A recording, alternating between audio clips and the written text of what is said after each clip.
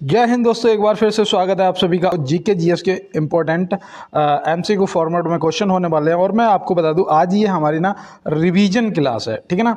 और चलते हैं अब अपने क्लास की तरफ और बिल्कुल देखेंगे आज हमारे लिए क्या क्या इंपॉर्टेंट क्वेश्चन होने वाले हैं, ठीक है ना। तो भैया ये आपके रिवीजन क्लास है जो मेरे साथ पहले से जुड़ा हुआ है। 1 मिनट में पेन सिलेक्ट कर लेता हूँ। देखो जो भी मेरे दोस्त मेरे साथ पहले से जुड़े हुए हैं मैं आपको बता दूं ये आज हम लोगों का रिवीजन क्लास है और ये क्वेश्चन जितने भी हम करेंगे, ठीक है ना। यहाँ पे 50 प्लस क्वेश्चन है, 50 से ज़्यादा क्वेश्चन है। तो मैं आपको बता दूं जितने भी हम लोग यहाँ पे क्वेश्चन करेंगे ये सभी क्वेश्चन हम लोग पहले पढ़ चुके हैं, ठीक है ना। तो यहाँ पे दिया है भारतीय तटरक्षक के 25वें महानिदेशक किसे नियुक्त किया गया है, ठीक है ना। तो यहाँ पे आप क्या बताएंगे? ऑप्शन देखो, मनोज यादव, राकेश पाल, जितेंद्र सिंह या इनमें से कोई नहीं। तो यहाँ पे जो आपका सही जवाब है वो हो जाएगा ऑप्शन बी, राकेश पाल, है ना। ऑप्शन बी राकेश पाल सही जवाब हो जाएगा। मनोज यादव जी जो हैं ये याद रखना, जिसकी हम तैयारी कर रहे हैं आरपीएफ के महानिदेशक हैं, है ना। तो आरपीएफ के हैं मनोज यादव जी और भारतीय तटरक्षक के हैं राकेश पाल जी। तो ऑप्शन बी आप जरूर ध्यान रखेंगे और चलते हैं इसके साथ में अपने अगले प्रश्न की तरफ। और देखो अपने ये पहला वाला जो है किसका किसका सही हुआ है आप कमेंट बॉक्स में बताना, प्लस या माइनस करके, ठीक है ना। कि प्लस 1 हो गया, माइनस 1 हो गया, माइनस मार्किंग भी 1 नंबर की है और पूरे ईमानदारी से क्वेश्चनों को करेंगे, ठीक है ना। ऐसा समझ लो आज ये आपका पेपर हो रहा है। और देखो यहाँ पे दिया है ग्लोबल इनोवेशन इंडेक्स 2024 में भारत की रैंक क्या है। तो भैया ग्लोबल इनोवेशन इंडेक्स 2024 में भारत की जो रैंक है वो क्या है, तो आप यहाँ पे क्या बताएंगे? तो याद रखना भैया 39वां रैंक भारत का है, ठीक है ना। 39वां, ऑप्शन सी है बिल्कुल राइट आंसर। क्या आपने यही लगाया है? आप जरूर बताइएगा। और टोटल जो देश हैं इसमें वो याद रखना 133 देश हैं। कितने? 133 वैश्विक अर्थव्यवस्थाओं में से जो भारत है वो 39वें स्थान पर आया है, ठीक है ना। तो ये आप जरूर ध्यान रखेंगे और चलते हैं इसके साथ में अपने अगले प्रश्न पे। देखो यहाँ पे दिया है 2024 का खेलो इंडिया यूथ गेम्स का आयोजन कहाँ हुआ था। 2024 का खेलो इंडिया यूथ गेम्स का जो आयोजन है वो कहाँ पर हुआ था। तो भैया देखो 2024 का अगर पूछेगा तो आप क्या बताएंगे? तो आप बताएंगे तमिलनाडु में हुआ था, है ना। ऑप्शन ए बताएंगे। और यही अगर आपसे पूछ लिया जाता 2023 का तो वो आपका मध्य प्रदेश में हुआ था, है ना। 5वां संस्करण मैंने उस दिन आपको बताया भी था। तो ये आप इसको भी ध्यान में रखेंगे, ठीक है ना दोस्त। अगर कोई दिक्कत आए तो आप ज़रूर मुझे कमेंट बॉक्स में बताइएगा और चलते हैं अपने अगले प्रश्न की तरफ। यहाँ पे जो हमारा अगला प्रश्न है पूछा जा रहा है कि किस राज्य में G20 आपदा जोखिम न्यूनीकरण कार्य समूह की पहली बैठक हुई है, ठीक है ना। किस राज्य में G20 आपदा जोखिम न्यूनीकरण कार्य समूह की पहली बैठक हुई है। ये आपके करंट से संबंधित क्वेश्चन है ना। तो ये भी आप जरूर करिएगा। इसका सही जवाब जो है वो आपका हो जाएगा गांधीनगर, जो कि ऑप्शन में नहीं दिया है। तो गांधीनगर कहाँ है? गुजरात में। तो हम बता सकते हैं कि इनमें से ऑप्शन सी जो है गुजरात हमारा सही जवाब हो जाएगा, है ना। ये मैं आपको बता रहा हूँ, नोट कर लेना, क्योंकि गुजरात हो सकता है ना मिले, गांधीनगर लिखा हो तो गांधीनगर में हुआ था। और ये मैं आपको बता दूं ये 30 मार्च से 1 अप्रैल 2023 तक चला था। तो ये भी आप ध्यान में रखेंगे, ठीक है ना। 1 अप्रैल 2023 तक रहा था, ठीक है ना। ये 30 मार्च से स्टार्ट हुआ था, 1 अप्रैल को ख़त्म हो गया था। और ये कहाँ पर? गांधीनगर, गुजरात में। तो बिल्कुल आपने इसको सही से समझ लिया होगा और नोट भी कर लिया होगा। चलते हैं फिर अपने अगले प्रश्न पे। देखो यहाँ पे दिया है संविधान के किस अनुच्छेद में केंद्रीय वित्त आयोग के गठन का प्रावधान है, ठीक है ना। संविधान के किस अनुच्छेद में केंद्रीय वित्त आयोग के गठन का प्रावधान है। यहाँ पे आप क्या बताएंगे? Option A, B, C, D, इनमें से क्या होगा आपका दोस्त सही जवाब? तो यहाँ पे याद रखना भैया अनुच्छेद 280 हो जाएगा आपका बिल्कुल सही जवाब। आर्टिकल 280 आपका राइट आंसर हो जाएगा। और देखो 368 में आपका संविधान संशोधन दिया गया है। संविधान संशोधन कहाँ दिया गया है? तो याद रखना भैया ये आर्टिकल 368 में दिया गया है। तो इसको भी आप ध्यान में रखेंगे। और आज का ये टेस्ट मुझे लगता है कि सभी का लगभग जो स्कोर है 95% जाएगा, है ना। बिल्कुल 95% आपका स्कोर रहना चाहिए इसमें। और देखो यहाँ पे दिया है कि केंद्र शासित प्रदेश लद्दाख के लिए लोकसभा की सीट कितनी निर्धारित की गई हैं। लोकसभा की यहाँ पे पूछा गया है, वो भी कहाँ? केंद्र शासित प्रदेश लद्दाख के लिए। तो केंद्र शासित प्रदेश जो लद्दाख है उसके लिए निर्धारित की गई हैं लोकसभा की मात्र 1 सीट। कितनी? मात्र 1 सीट। तो ये भी आप ध्यान रखेंगे, ठीक है ना। और देखो यहाँ पे जो 5 हैं ये याद रखना, ये जम्मू कश्मीर में, ठीक है ना। जम्मू कश्मीर में लोकसभा सीटें जो हैं वो 5 हैं।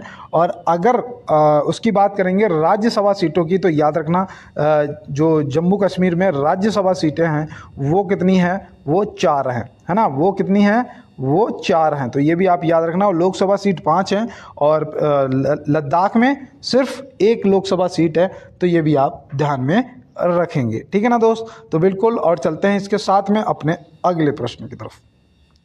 मणिपुर के किस गांव को 2024 में विरासत श्रेणी में सर्वश्रेष्ठ पर्यटन गांव को सम्मानित किया गया है? भैया मणिपुर के किस गांव को 2024 में विरासत श्रेणी में सर्वश्रेष्ठ पर्यटन गांव को सम्मानित किया गया है? वो कौन सा इनमें से गांव है? ये मैं आपको पहले भी बता चुका हूँ, है ना। ये मैं अभी आपको कुछ दिन पहले ही बता चुका हूँ। याद रखना, नाम ही बहुत अलग टाइप से है। एंड्रो गाँव, कौन सा? एंड्रो गाँव, एंड्रो विलेज। ऑप्शन बी जो है आपका यहाँ पे क्या हो जाएगा, बिल्कुल राइट आंसर दोस्त हो जाएगा। और चलते हैं इसके साथ में अपने अगले प्रश्न पे।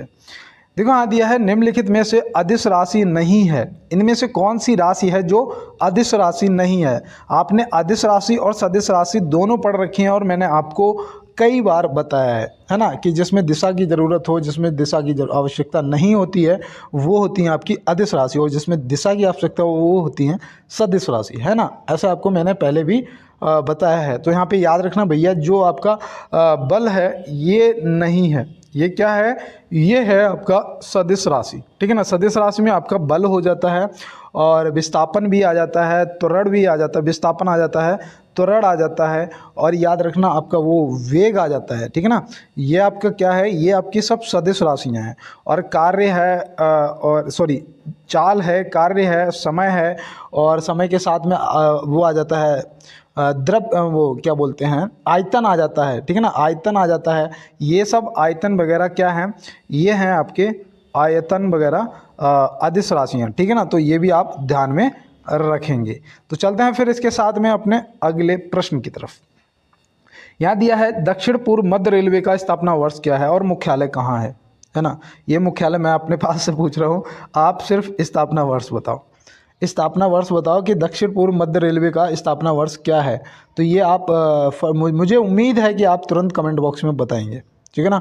तो यहाँ पे देखो, इसका जो सही जवाब है वो हो जाएगा 1 अप्रैल 2003। क्या है, 1 अप्रैल 2003। भैया आज ये आपके लिए एक HW में देता हूँ, जो कि आप मुझे बाद में बताएंगे, अभी कमेंट बॉक्स में बताएंगे कि इसका जो मुख्यालय है वो कहाँ पर है ना। क्योंकि मैंने ये मुख्यालय और स्थापना आपको बहुत अच्छे से बता रखे हैं। और पूर्वोत्तर रेलवे का याद रखना कब हुआ था, पूर्वोत्तर रेलवे का भी याद रखना, इसका जो मुख्यालय है वो है गोरखपुर, है ना। क्या है, गोरखपुर।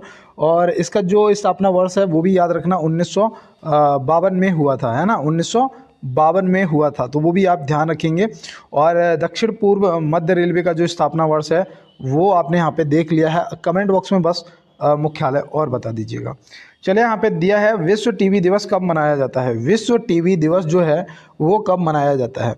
तो यहाँ पे आप क्या बताएंगे? तो यहाँ पे जो आपका राइट आंसर है वो हो जाएगा 24 मार्च। क्या हो जाएगा, 24 मार्च। ऑप्शन बी जो है बिल्कुल सही जवाब हो जाएगा, ठीक है ना दोस्त। तो ये आपको ध्यान में रखना है, विश्व टीबी दिवस। और देखो यहाँ पे जो ये 22 मार्च दे रखा है ना, इसको भी मनाते हैं, क्या मनाते हैं 22 मार्च को? तो याद रखना भैया, 22 मार्च को मनाते हैं विश्व जल दिवस, है ना। विश्व जल दिवस मनाते हैं, तो ये भी आप ध्यान में रखेंगे। और देखो यहाँ पे जो 14 अप्रैल दे रखा है, 14 अप्रैल को क्या मनाते हैं, तो वो भी आपको पता होना चाहिए। तो क्या मनाते हैं, समानता दिवस। क्या मनाते हैं, समानता दिवस, ठीक है ना। समानता दिवस मनाते हैं, तो ये भी आप ध्यान रखेंगे, ठीक है ना। यहाँ पे ना होना चाहिए। तो समानता दिवस जो है वो आपका 14 अप्रैल को मनाते हैं, तो ये भी याद रखेंगे। और चलते हैं इसके साथ में अपने अगले प्रश्न की तरफ। हाल ही में किस सुंदरी ने मिस यूनिवर्स 2024 का खिताब जीता? देखो भैया, ये इंपॉर्टेंट क्वेश्चन है ना, ये इंपॉर्टेंट है, और ये मैं पहले भी आपको बता चुका हूँ। तो आपने क्या जवाब किया था उस टाइम? आपने बताया था कि भैया रिया सिंधिया हैं। कौन है, रिया सिंधिया, ऑप्शन सी। तो आज भी आपका जवाब यही होना चाहिए, क्या, रिया सिंधिया, ठीक है ना। तो याद रखना भैया, किस सुंदरी ने मिस यूनिवर्स इंडिया 2024 का खिताब जीता है? रिया सिंधिया जी ने जीता है, तो ये भी आप ध्यान रखेंगे। और चलते हैं इसके साथ में अपने अगले प्रश्न पे। दुनिया का सबसे लंबा रेल मार्ग किस देश में है? दुनिया का सबसे लंबा रेल मार्ग जो है वो किस देश में है? तो भैया आप यहाँ पे क्या बताएंगे? अब यहाँ पे थोड़ा सा दिमाग दौड़ाओ, यहाँ पे जो आपका सही जवाब है वो क्या होगा? तो किसी ने भारत किया है, किसी ने चीन किया है, किसी ने अमेरिका किया है, और इसमें से जिसने सही जवाब किया उसने किया इनमें से कोई नहीं। क्या किया? इनमें से कोई नहीं, क्योंकि भैया ये है रूस में। रूस का वो याद हो आपको, ट्रांस साइबेरियन, मैंने उस दिन बताया था ना, ट्रांस साइबेरियन।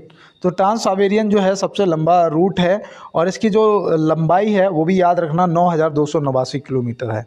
9,289 किलोमीटर है। तो ये भी आपको ट्रांस साइबेरियन याद रखना है, और ये रूस में पड़ता है। तो यहाँ पे सही जवाब आपका ऑप्शन डी हो जाएगा, इनमें से कोई नहीं। ठीक है ना। तो चलते हैं अपने अगले प्रश्न पे। देखो यहाँ दिया है रेलवे सुरक्षा बल आरपीएफ का गठन वर्ष क्या है? रेलवे सुरक्षा बल आरपीएफ का गठन वर्ष क्या है? तो भैया आरपीएफ में जा रहे हो, आरपीएफ का आपको गठन वर्ष पता होना चाहिए। तो आप क्या बताएंगे? 20 सितंबर 1985। 20 सितंबर 1985 ऑप्शन बी जो यहाँ पे दे रखा है आपका बिल्कुल राइट आंसर हो जाएगा। नोट कर लो दोस्त, 20 सितंबर 1985 हो, ये प्रश्न पूछा भी जा सकता है।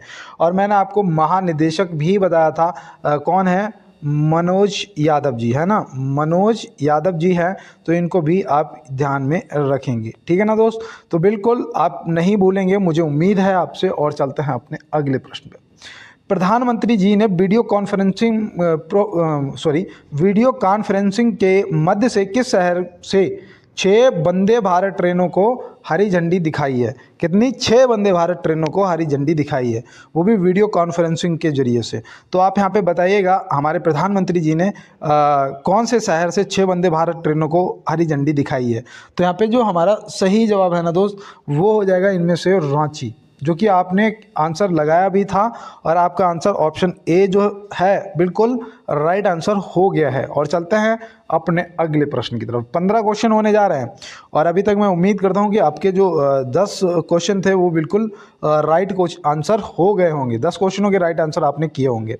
और देखो यहाँ पे दिया है फीफा महिला वर्ल्ड कप 2023 विजेता देश कौन सा है? ठीक है ना। फीफा महिला वर्ल्ड कप 2023 विजेता देश कौन सा है? तो यहाँ पे आप बताइएगा कि वो कौन सा देश है जो पहली बार जीता है ना। मैंने उस दिन बताया था, आपको आज भी याद होगा, है ना। तो यहाँ पे स्पेन जो है भैया ये पहली बार जीता है, ये आप ध्यान रखेंगे। ठीक है ना। अब इसने हराया किसे था? उप विजेता कौन रहा इसमें बताओ? यहाँ पे जो उप विजेता, यहाँ पे अप विजेता लिख रहा हूँ, उप विजेता कौन रहा? तो भैया इंग्लैंड रहा था। कौन रहा था? इंग्लैंड रहा था उप विजेता। तो ये भी आपको ध्यान में रखना है। और चलते हैं इसके साथ में अपने अगले प्रश्न पे। देखो यहाँ पे दिया है पहली नमो भारत रैपिड रेल इन शहरों को जोड़ती है। पहली नमो भारत रैपिड रेल इन शहरों को जोड़ती है। देखो रेलवे से संबंधित आज काफ़ी क्वेश्चन है, अपनी आज प्रैक्टिस चेक कर लो कि आपने कितना सही आंसर कर रहे हो, है ना। तो यहाँ पे जो आपका सही जवाब है वो क्या होगा? तो यहाँ पे बिल्कुल आपका अहमदाबाद और भुज को जोड़ती है ना। ऑप्शन डी जो है वो यहाँ पे आपका सही जवाब हो जाएगा। पहली नमो भारत रैपिड रेल किन शहरों को जोड़ती है? तो अहमदाबाद और भुज को जोड़ती है। तो ये भी आप ध्यान रखेंगे। और आप भी अपने भाई को सपोर्ट करने के लिए एक बार, जितने भी मेरे नए दोस्त जुड़े हैं, पुराने तो सभी लाइक वाला बटन दबाते हैं, आप भी एक बार दबा दीजिएगा, और चैनल को सब्सक्राइब जरूर कर लेना, बेल आइकन को दबा देना। तो बिल्कुल मेरे साथ जुड़ने के लिए सभी का बहुत बहुत धन्यवाद। और अब चलते हैं अपने क्लास में। देखो यहाँ पे दिया है ओणम के दौरान किस महान राजा की वार्षिक मनाई जाती है? ओणम के दौरान किस महान राजा की जो वार्षिक है वो मनाई जाती है? तो यहाँ पे आप क्या बताएंगे? यहाँ पे देखो बिल्कुल इसका आंसर जो है आपको याद रखना है, राजा महाबली हो जाएगा, ऑप्शन बी, है ना। ऑप्शन बी जो है राजा महाबली यहाँ पे आपका बिल्कुल सही जवाब हो जाएगा। ओणम कौन से राज्य में मनाया जाता है? तो आप बताइएगा, अगर आपको पता है तो कमेंट बॉक्स में बताइएगा, नहीं तो नोट कर लो, केरल में, है ना। कहाँ पर मनाया जाता है? केरल में। तो ये भी आप ध्यान रखेंगे। और चलते हैं इसके साथ में अपने अगले प्रश्न पे। देखो यहाँ दिया है सेकंड के पेंडुलम की काल अवधि कितनी है? सेकंड के पेंडुलम की काल अवधि जो पूछी जा रही है कितनी होती है? तो आप यहाँ पे क्या बताएंगे? यहाँ पे सही जवाब जो आपका है वो याद रखना 2 सेकंड। कितनी होती है? 2 सेकंड। ऑप्शन बी यहाँ पे आपका सही जवाब हो जाएगा। ठीक है ना। और देखो लोलक की, उसकी भी 2 सेकंड होती है। लोलक की कितनी होती है? तो भैया वो भी आपके 2 सेकंड होती है, वो भी आपको ध्यान में रखना है। तो चलते हैं दोस्त अपने अगले प्रश्न की तरफ और देखते हैं हमारा अगला प्रश्न क्या है। देखो यहाँ पे दिया है निम्न में से किस खिलाड़ी का संबंध बैडमिंटन से है?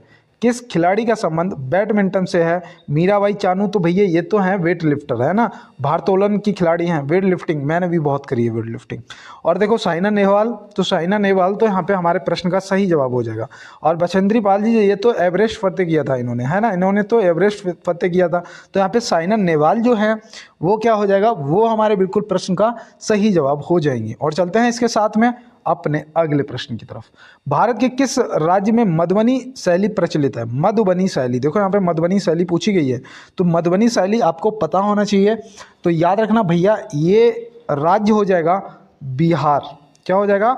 बिहार, ठीक है ना। तो ये भी आपको पता होना चाहिए। और देखो रंगोली है वो आपके महाराष्ट्र में मनाई जाती है रंगोली, और उत्तर प्रदेश में तो आपके कथक वगैरह ये सब होता है, तो ये आपको ध्यान में रखना है। तो चलते हैं अपने अगले प्रश्न पे। भारत में रेडियो प्रसारण का प्रारंभ किस वर्ष हुआ था? भारत में रेडियो प्रसारण का प्रारंभ किस वर्ष हुआ था? तो आप यहाँ पे क्या बताएंगे? देखो ये मैंने आपको ना कई बार बताया है, और आज मैं फिर से एक बार पूरे डिटेल में आपको बता रहा हूँ, आप इसे नोट कर लो। अब नेक्स्ट टाइम ये क्वेश्चन हो सकता है कि हम लोगों के आंखों के सामने ना आए, सीधा पेपर में ही पूछ लिया जाए। तो याद रखना 1927 में हुआ था, है ना। कहाँ? एक मुंबई और दूसरा कोलकाता, है ना। तो भैया रेडियो प्रसारण का जो प्रारंभ है वो मुंबई और कोलकाता से 1927 में हुआ था, याद रखना। फिर ये बन गया था ऑल इंडिया रेडियो, है ना। ऑल इंडिया रेडियो के नाम से जब हुआ तब ये किस टाइम हुआ? तो याद रखना 1937 में ये बन गया था ऑल इंडिया रेडियो, ठीक है ना।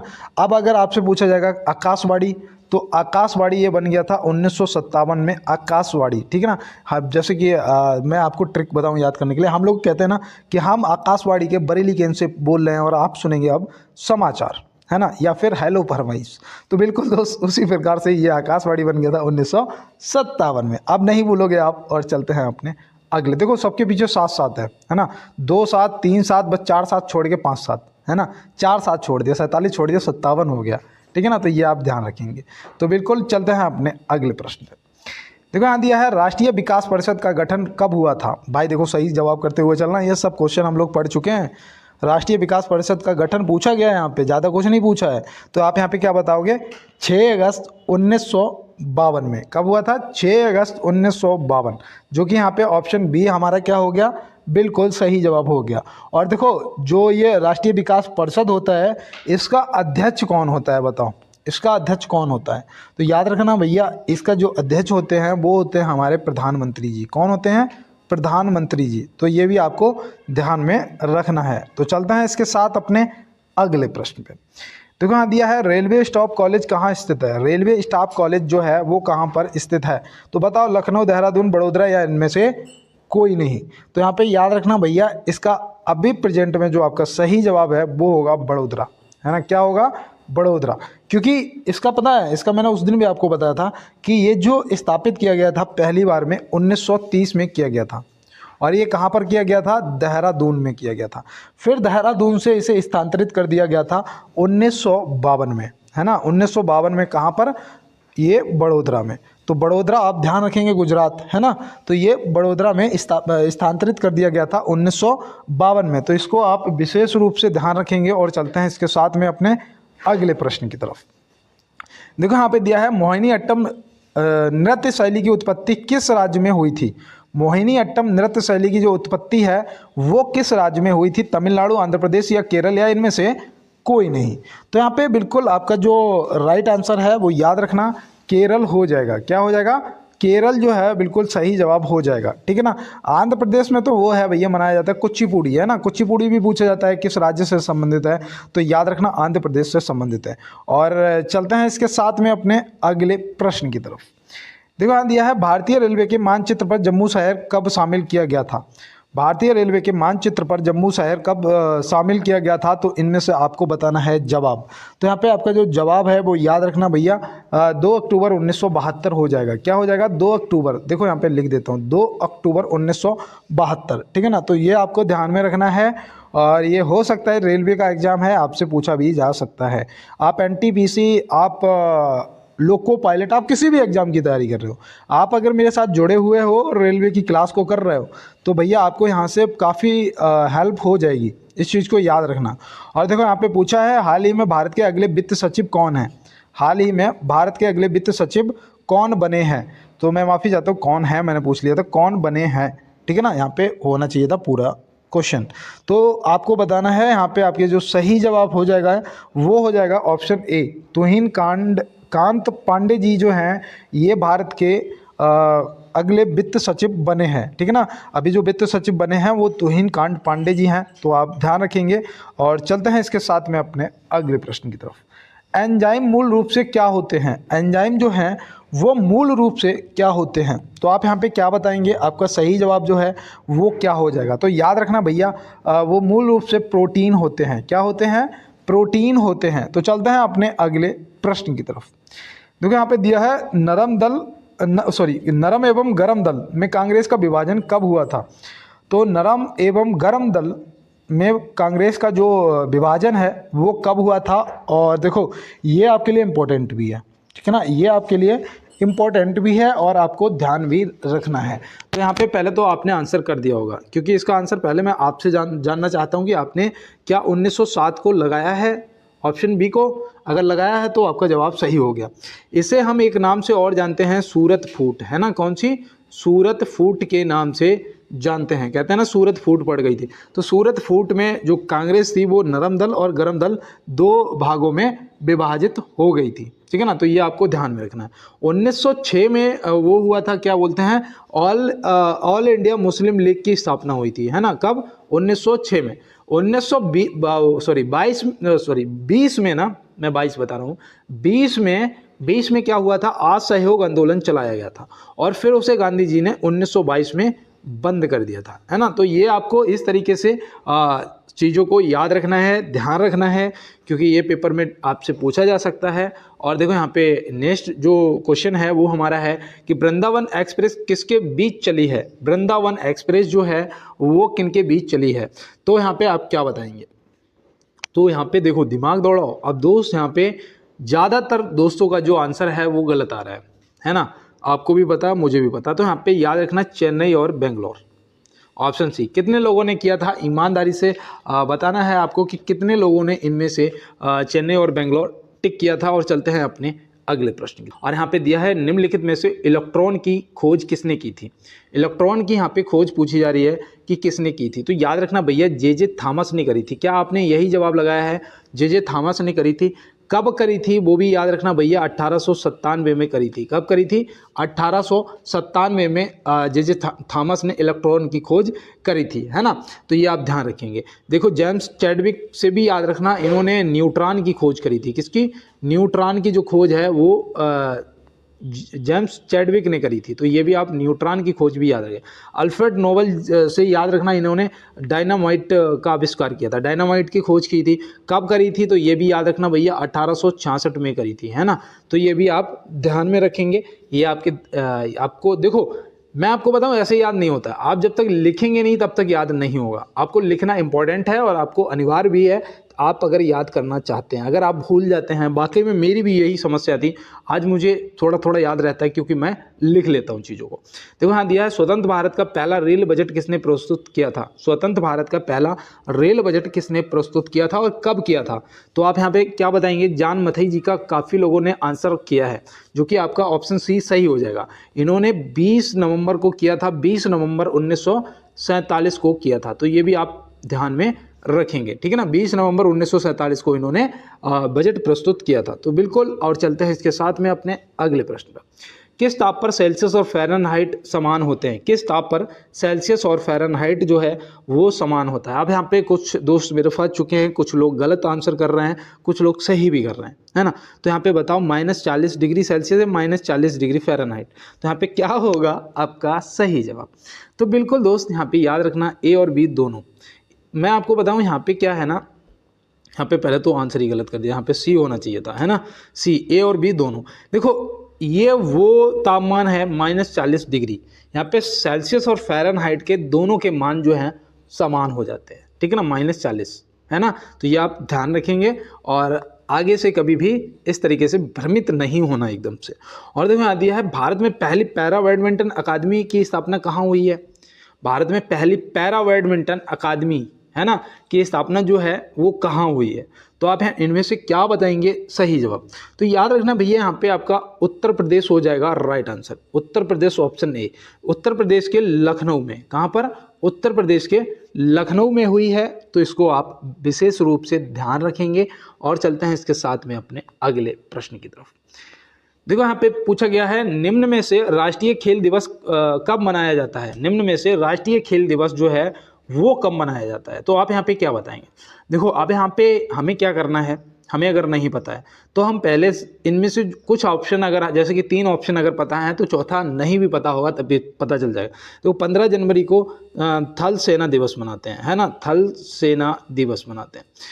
30 जनवरी को शहीद दिवस मनाते हैं और 23 मार्च को भी शहीद दिवस मनाते हैं। तो यहाँ पे 29 अगस्त जो है वो क्या हो जाएगा? 29 अगस्त हो जाएगा बिल्कुल हमारा सही जवाब, है ना। अगर मैं आपसे पूछूं कि विश्व साक्षरता दिवस कब मनाते हैं, विश्व साक्षरता दिवस, तो आप तुरंत बता देंगे भैया 8 सितंबर को विश्व साक्षरता दिवस मनाते हैं। अगर मैं आपसे पूछूं कि विश्व खाद्य दिवस कब मनाते हैं, यह मैंने कल शायद परसों आपको बताया था, परसों बताया था ना, 16 अक्टूबर को मनाते हैं। तो ये आप ध्यान में रखेंगे इस तरीके से सभी डेटों को और दिवसों को, क्योंकि यहाँ से तो एक क्वेश्चन आपसे पूछा ही जाएगा। और देखो यहाँ दिया है नेचुरल हिस्ट्री पुस्तक के लेखक कौन है? नेचुरल हिस्ट्री पुस्तक के लेखक जो है वो कौन है? तो याद रखना प्लानी द एल्डर। ऑप्शन ए आपने अगर टिक किया है तो बिल्कुल आपका सही जवाब ऑप्शन ए जो है हो गया है, ठीक है ना। और रसखान जी से याद रखना प्रेम वाटिका। कौन सी? प्रेम वाटिका जो है ये रसखान जी से आप याद रखेंगे। और बाण भट्ट जी से हर्षचरित को याद रखेंगे, है ना। ये मैंने आपको कई बार बताई हैं और शायद इसीलिए इसी उम्मीद से बताई हैं कि आपसे पूछा जाएगा तो आप बिना सोचे समझे तुरंत आंसर कर देंगे। और देखो किस नेविगेशन सैटेलाइट सिस्टम से लैस गाड़ियों को भारत में टोल में छूट मिलेगी? तो भैया भारत के टोल में छूट मिलेगी, वो कौन सा नेविगेशन सैटेलाइट सिस्टम होगा? तो यहाँ पे आप क्या बताएंगे? तो यहाँ पे आप लगाइएगा बिल्कुल अपना सही जवाब। तो मैं उम्मीद करता हूँ आपने कर दिया होगा राइट आंसर GNSS। आप बताइएगा, मैंने उस दिन आपको दोनों तरीके से बताया था कि ग्लोबल नेविगेशन सैटेलाइट सिस्टम, है ना। तो यहाँ पे ऑप्शन सी जो है global navigation satellite system, option C जो है वो हो जाएगा आपका सही जवाब। इसमें क्या है ना, इसमें ऑटो कैलकुलेट कर लेंगे कि कितना गाड़ी चली है, उसी हिसाब से टोल लगेगा, है ना। तो बिल्कुल आप ध्यान रखेंगे। और यहाँ पे दिया गया है कि जल्लीकट्टू 2023 समारोह कहाँ शुरू हुआ था? जल्लीकट्टू 2023 समारोह जो है वो कहाँ शुरू हुआ था? तो आप यहाँ पे क्या बताएंगे? याद रखना भैया ये मदुरै में हुआ था। मदुरै तमिलनाडु में पड़ता है, तो बिल्कुल यहाँ पे याद रखना ये भैया मदुरै में हुआ था, तमिलनाडु में। तो ये आप बिल्कुल याद रखेंगे। और चलते हैं इसके साथ में अपने अगले प्रश्न पे।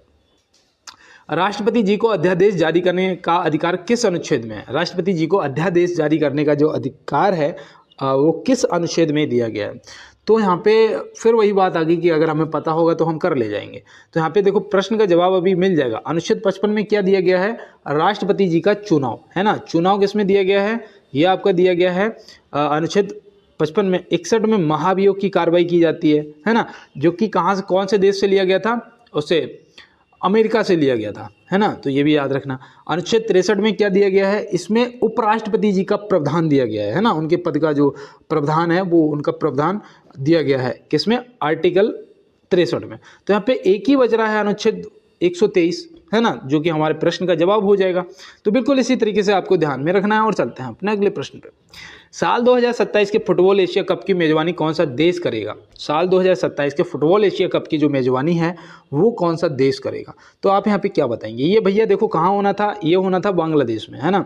लेकिन वहाँ पे ये अभी जो गड़बड़ हुआ उस चक्कर में इसे अब कहाँ ये होगा? सऊदी अरब में। कहाँ पर होगा दोस्त? सऊदी अरब यहाँ पे जो है वो बिल्कुल हो जाएगा आपका सही जवाब।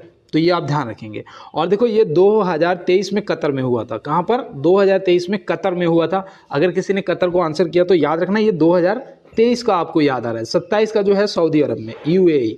और चलते हैं इसके साथ अपने अगले प्रश्न में। देखो यहाँ पे दिया है निम्न में से सुल्तान अजलान शाह कप संबंधित है? किससे संबंधित है? तो आप यहाँ पे क्या बताएंगे? Sultan Azlan Shah cup. तो देखो दोस्त जो ये कप है वो याद रखना ये हो जाएगा हॉकी से। किससे? हॉकी से। ऑप्शन बी जो है यहाँ पे आपका बिल्कुल सही जवाब हो जाएगा। क्रिकेट से वो देवधर ट्रॉफी है ना, देवधर ट्रॉफी है वो आपको ध्यान में रखना है, ये ज़्यादातर पूछ ली जाती हैं। और बैडमिंटन से तो आप तुरंत बता देंगे भैया, एक तो आपका थॉमस कप हो जाएगा, एक आपका उबेर कप हो जाएगा, है ना। तो ये भी आपको ध्यान में रखना है। और चलते हैं इसके साथ में अपने अगले प्रश्न की तरफ। यहाँ दिया है कि किस राज्य सरकार ने मुख्यमंत्री परिवार समृद्धि योजना को लॉन्च किया है। किस राज्य सरकार ने मुख्यमंत्री परिवार समृद्धि योजना को लॉन्च किया है। तो भैया बताइएगा वो कौन सी सरकार है। तो याद रखना हरियाणा सरकार, है ना। ऑप्शन सी जो है वो क्या हो जाएगा आपका, बिल्कुल सही जवाब हो जाएगा। और यहाँ पे चलते हैं अपने, अब तो यहाँ पे बीजेपी के अभी बीजेपी जीत गई है ना। मैंने उस दिन बताया था कि 50 कह रहा हूँ 90 सीटों में से जो है बीजेपी को 48 सीटें मिली और वहाँ पे हरियाणा में सरकार बन गई बीजेपी की, है ना। तो ये मैंने आपको बताया था और याद रखना, हो सकता है कि पेपर में पूछ लिया जाए। तो यहाँ दिया है सीनियर राष्ट्रीय तीरंदाजी चैंपियनशिप 2023 का आयोजन कहाँ हुआ था। तो भैया सीनियर राष्ट्रीय तीरंदाजी चैंपियनशिप 2023 का जो आयोजन है वो इनमें से आपको बताना है कि कहाँ पर हुआ था। तो बिल्कुल आप तुरंत बता देंगे भैया अयोध्या में हुआ था। कहाँ पर? अयोध्या में। अयोध्या पता है आपको सरयू नदी के किनारे स्थित है। कौन सी? सरयू नदी के किनारे स्थित है। तो ये भी आप ध्यान रखेंगे। और देखो आज ये टेस्ट है और इसमें कोई भी गूगल करके आंसर मत करना। तो यहाँ दिया गया है भारतीय संविधान का कौन सा भाग पंचायती राज से संबंधित है। भैया कौन सा भाग है जो पंचायती राज से संबंधित है। तो बिल्कुल अगर आपको देखो यहाँ पे थोड़ा सा भी अगर आपने पढ़ा होगा आप तुरंत बता देंगे भैया भाग 9 हो जाएगा, है ना। थोड़ा सा भी अगर पढ़ रखा होगा तुरंत बता दोगे भैया भाग 9 हो जाएगा। अगर हम आर्टिकल की बात करेंगे तो 243 आर्टिकल हो जाएगा, है ना, तुरंत बता दोगे। और देखो यहाँ पे आपका 17 दे रखा है, इसको भी चलो मैं बता देता हूँ, आप नोट कर लो। ये भैया हमारे राजभाषा से संबंधित है ना, राजभाषा से। तो ये भी आप याद रखेंगे, राजभाषा से संबंधित है। आर्टिकल 343 से 51 तक, है ना। तो यह याद रखना। 2 में तो आपकी नागरिकता दी गई है, ये भी आप याद रखना। आर्टिकल की बात करेंगे तो बिल्कुल देखो 5 से 11 तक हो जाएगा, है ना। भाग 1 जो है वो 1 से 4 तक है, 5 वाला 5 से 11 तक है, तीसरा भाग हमारा कहाँ 12 से 35 तक है। तो इस तरीके से आप सभी को ध्यान में रखेंगे और यहाँ पे जो भी मैंने आपको बताया है आपको समझ आया होगा। और चलते हैं अपने अगले प्रश्न पे। देखो यहाँ दिया है निम्न में से कहाँ पर इलेक्ट्रिक लोकोमोटिव फैक्ट्री स्थित है। कहाँ पर इलेक्ट्रिक लोकोमोटिव फैक्ट्री स्थित है। तो भैया पंजाब, केरल, उत्तर प्रदेश और बिहार। तो आप यहाँ पे क्या बताएंगे अपना सही जवाब। तो पहली इलेक्ट्रिक लोकोमोटिव पूछा गया है, पहली यहाँ पे पूछा है नहीं, यहाँ पे सिर्फ इलेक्ट्रिक लोकोमोटिव पूछा है। तो याद रखना ये बिहार में स्थित है। बिहार में किस जगह, बिहार में किस जगह पे है तो बताओ। तो याद रखना मधेपुरा में है। देखो मधेपुरा, है ना, मधेपुरा में ये है, ठीक है ना, बिहार के। तो ये आप ध्यान रखेंगे। तो चलते हैं इसके साथ में अपने अगले प्रश्न। एशियाई ओलंपिक परिषद के अध्यक्ष चुने जाने वाले पहले भारतीय कौन है। तो यहाँ पे आप बताइएगा कि आपने क्या किया है सही जवाब। तो यहाँ पे आपका हो जाएगा राजा रणधीर सिंह जी, है ना, राजा रणधीर सिंह जी। यहाँ पे राजा नहीं होना चाहिए था, रणधीर सिंह जी। यहाँ पे मुझे लग रहा है कि ऑप्शन में ना ये पहले से ही राजा यहाँ पे लिखा होगा और मैंने ध्यान नहीं दिया, तो माफ़ी चाहते हैं। यहाँ पे ऑप्शन बी होगा, रणधीर सिंह जी, बिल्कुल राइट आंसर। और चलते हैं अपने अगले प्रश्न पे।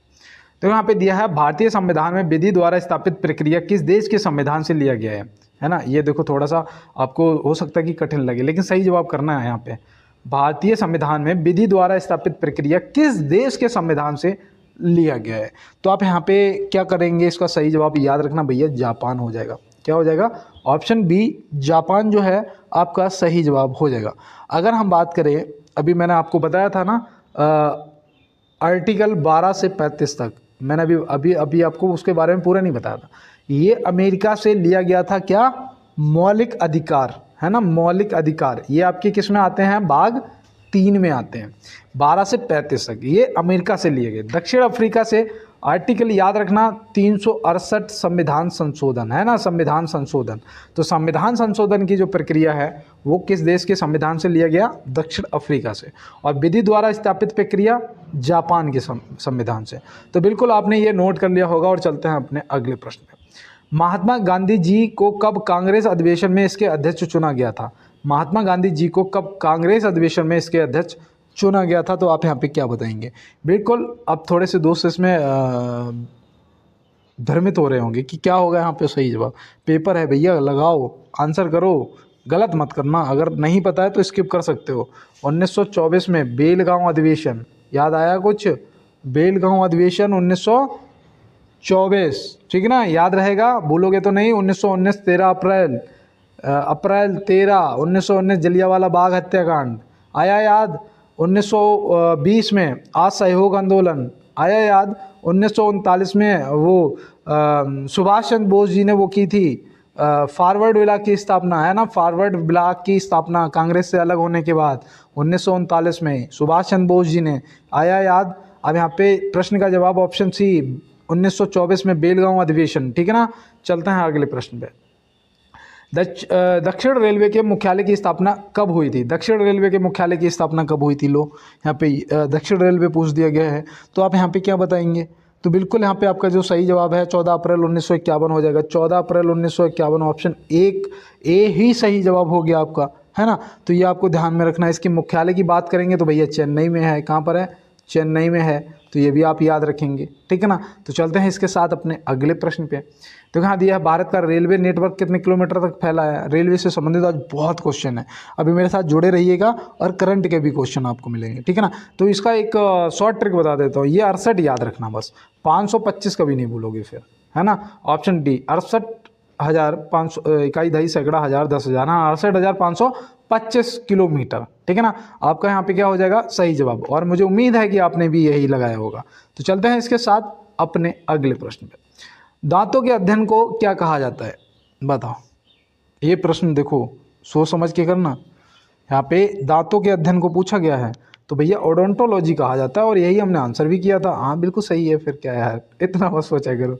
कार्डियोलॉजी बताओ। कार्डियोलॉजी, कार्डियोलॉजी भैया ये तो शायद हृदय के लिए है। हाँ यार बिल्कुल सही बात है, हृदय के लिए है। और ये ऑस्टियोलॉजी, यही नहीं पता भैया, ये और बता दो हड्डियों के अध्ययन को, हड्डियों के अध्ययन को ऑस्टियोलॉजी बोलते हैं, ठीक है ना। तो ये आप याद रखें, स्क्रीनशॉट ले लो इसका। हाँ क्योंकि ये देखोगे ना, ये ऑस्ट्रियोलॉजी जो है ये बोल सकते हो, हड्डियों वाला, ठीक है ना। तो ये आप याद कर लेना। देखो यहाँ पे दिया है, अरे यार यहाँ पे दिया है आईसीसी महिला T20 विश्व कप 2024 की मेजबानी कौन सा देश करेगा? आईसीसी महिला T20 विश्व कप 2024 की मेजबानी कौन सा देश करेगा? तो भैया यहाँ पे आप क्या बताएंगे? इसका भी वही होगा, संयुक्त अरब अमीरात, ऑप्शन सी, है ना। तो ये भी आपको ध्यान में रखना है। और चलते हैं इसके साथ में अपने अगले प्रश्न पे। अंडर-20 विश्व कुश्ती चैंपियनशिप में किस भारतीय महिला रेसलर ने स्वर्ण पदक जीता है? भैया बताओ। अंडर-20 विश्व कुश्ती चैंपियनशिप में किस भारतीय महिला रेसलर ने स्वर्ण पदक जीता है?